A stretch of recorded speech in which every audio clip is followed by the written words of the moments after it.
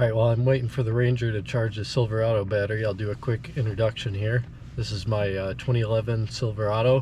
Last summer around August, I found quite a big leak in the fuel pump, and right around the same time I ended up buying my 6.0. So this truck got parked for quite a while, and now it's time to put a new fuel pump in it, get it fixed up, hopefully drive in by tomorrow. Battery's completely dead.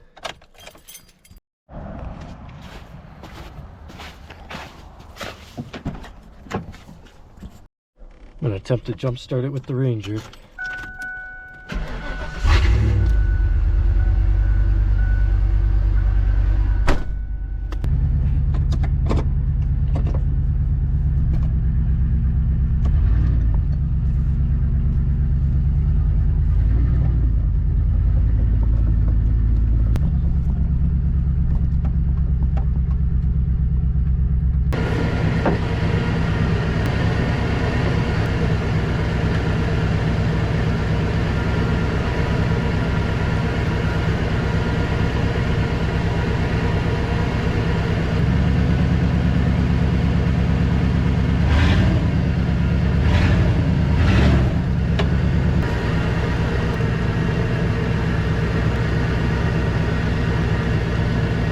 Alright, while I'm waiting for the Ranger to charge the Silverado battery, I'll do a quick introduction.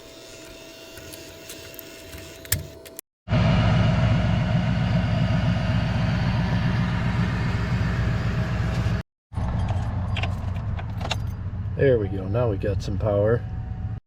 Alright, since we got power, let's go check how the fuel pump's looking.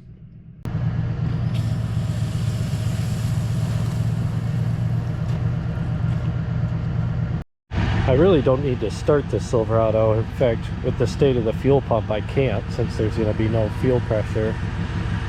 I mainly just jump started it to get a visual for the video of what the fuel pump was doing. So I think at this point I could disconnect it. There should be enough power to release the steering wheel interlock so that I can steer it while it's being pulled.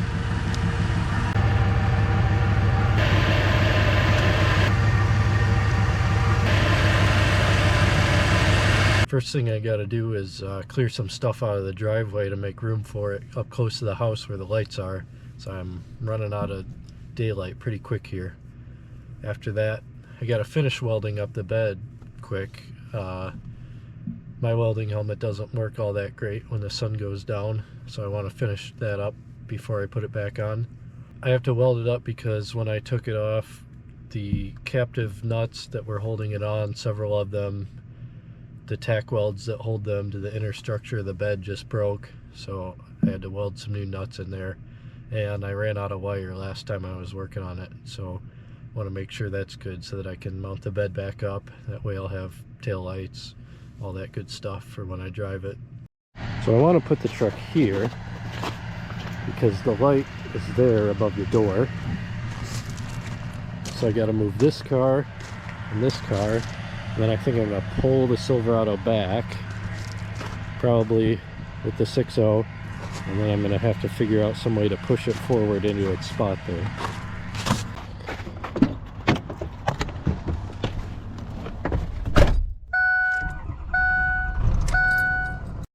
Just going to pull this forward a little bit so I can move my wife's car.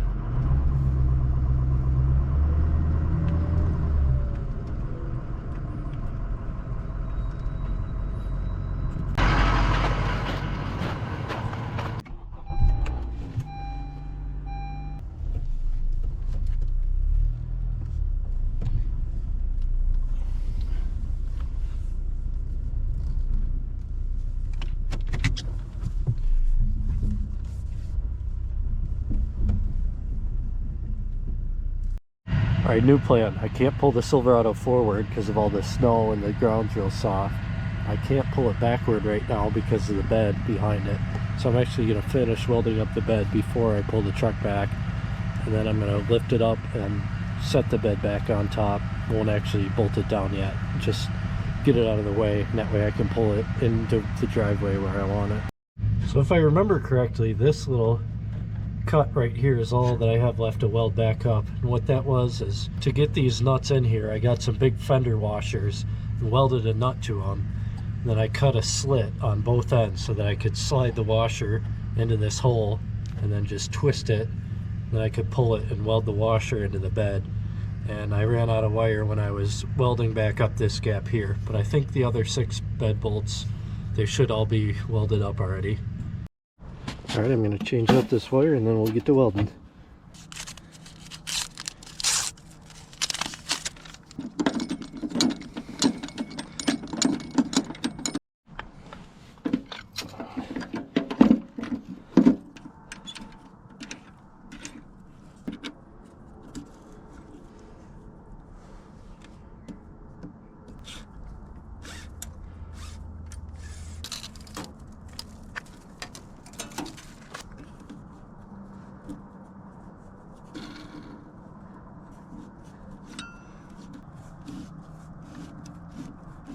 I got the bolt in the hole and I got some grease on the threads of the bolt to hopefully protect it from spatter. So hopefully it should be smooth sailing getting it in once we're ready to put it back on the truck.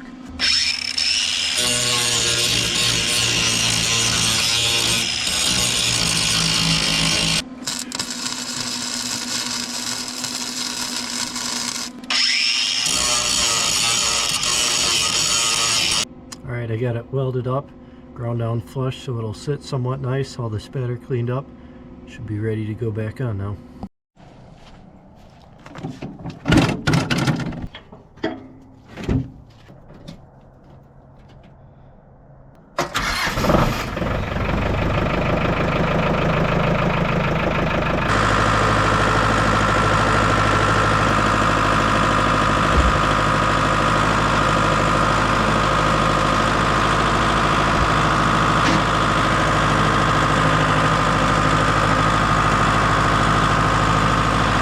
Now the idea here is I'm going to take a ratchet strap here to these tie down hooks, wrap it up around the bucket to the chain on the top.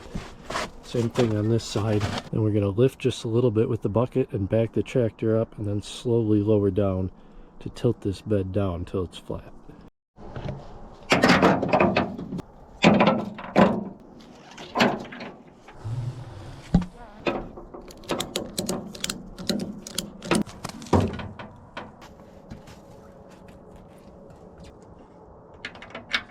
Okay, now I just got to back it up, tilt the bed down.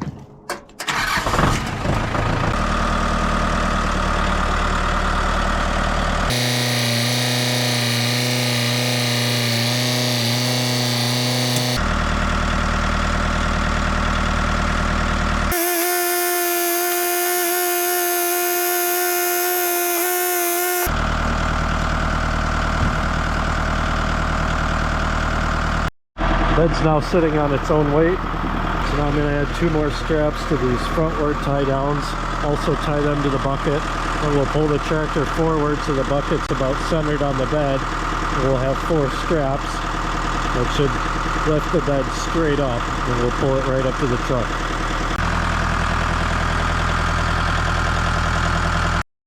Okay, here's the setup.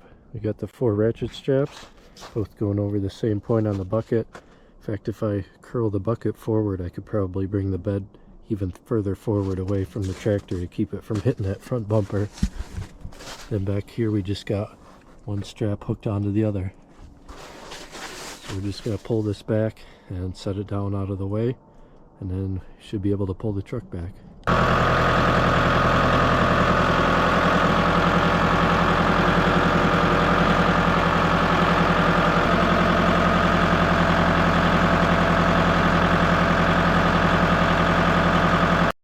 Got the 6.0 rigged up, front tow hook to a soft shackle, kinetic recovery strap, another soft shackle here going into a D-ring and the tow hook on the Silverado.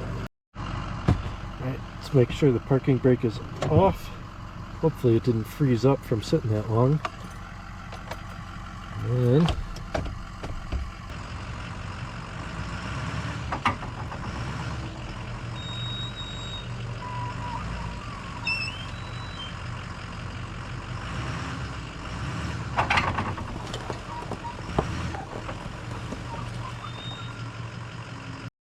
it was a pretty deep rut, it was in there.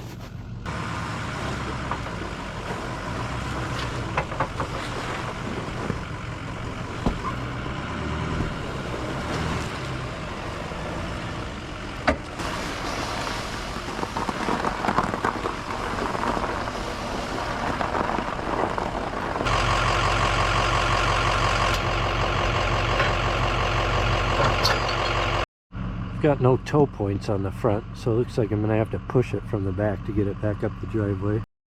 Okay, so now I'm gonna go ahead and pull this bed off the bucket of the tractor. I'm gonna use the bucket, put a piece of wood between that and the rear bumper, and use that to push the truck forward back up the driveway.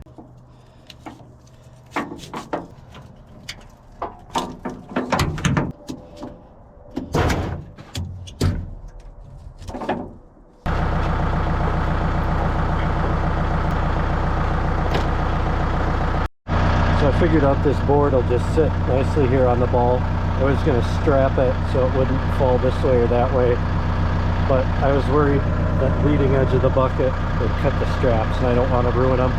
So we're just going to run it like this. It's balancing pretty well on its own.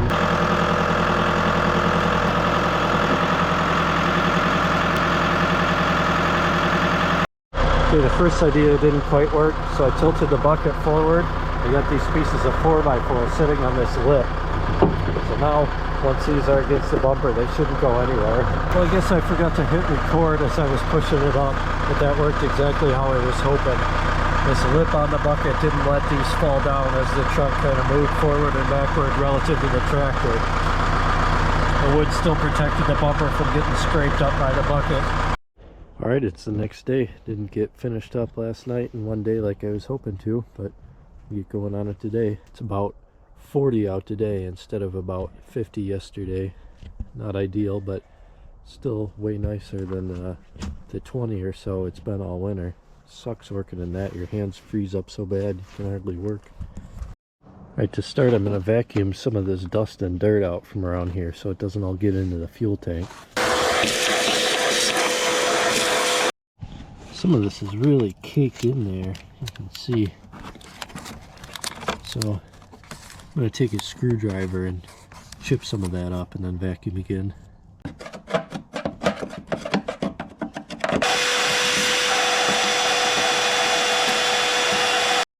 This line here was so rusted I just barely hit it with the vacuum and it broke right off.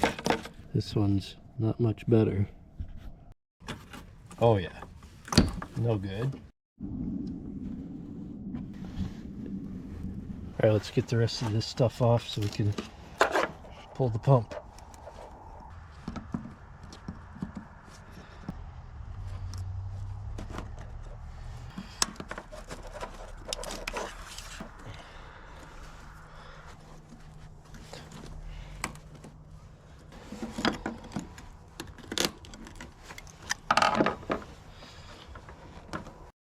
Let's see if I can wiggle it with this.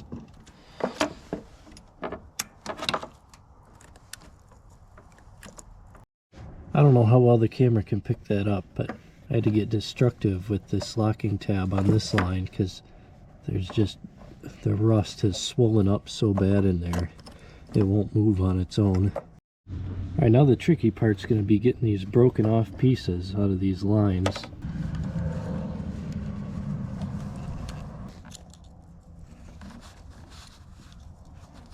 I've been picking and prying at this thing, but it is just absolutely mangled and rusted away. I don't know if I'm going to be able to get it out of there.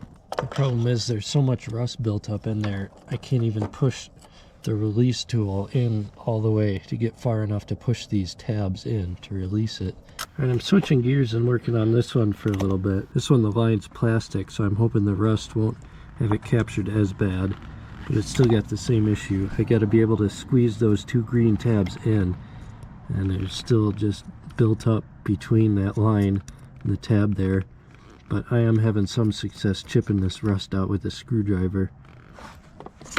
Okay, I got it cleaned up pretty decently in there. I think I can get this tab off now. Yep, perfect. This one's almost there. There we go. Did that move? Oh yeah, it's moving. Wow. Now I still just gotta figure this one out. I ended up getting all four of these to release.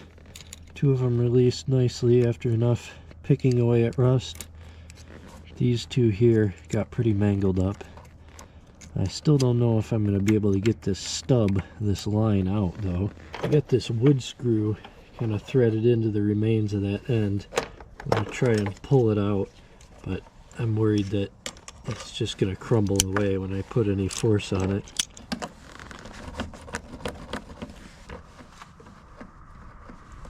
It's not budging at all. I have a feeling this line is just going to have to be replaced. Alright, I'm underneath the truck now. It looks like that line does disconnect right here.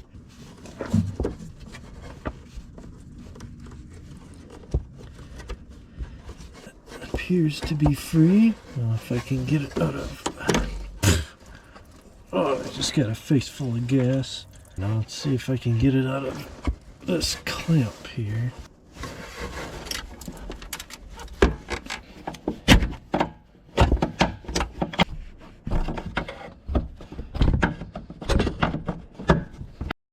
Alright, I want you to see my POV here. I got this frame cross member behind me. Drive shaft is here. Front of the tank is here. Underneath of the cab is here. I've got no room working under here. We got this tank shield is in the way of me reaching around here. This charcoal canister was in the way of getting this out. I couldn't hardly reach in here. Yeah, look at the rust on this frame. Stick my finger right in there. Rusted all the way up right here. Okay, let's see if I can get you a view of the next clamp that I gotta deal with.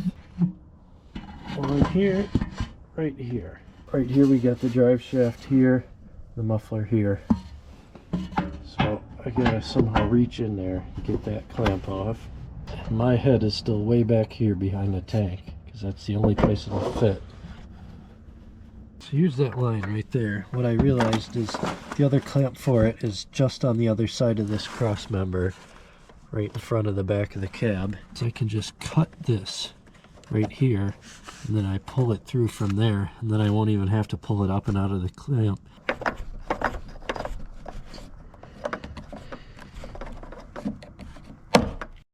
Okay, with any luck, this should pull right through now. Aha! It's cold and dark. I'm all wet from laying on the ground working on this crap. So this is going to be it for the night. And this will probably be the end of the video too, since I need to get some more parts before I can work on this anymore. So subscribe for part 2.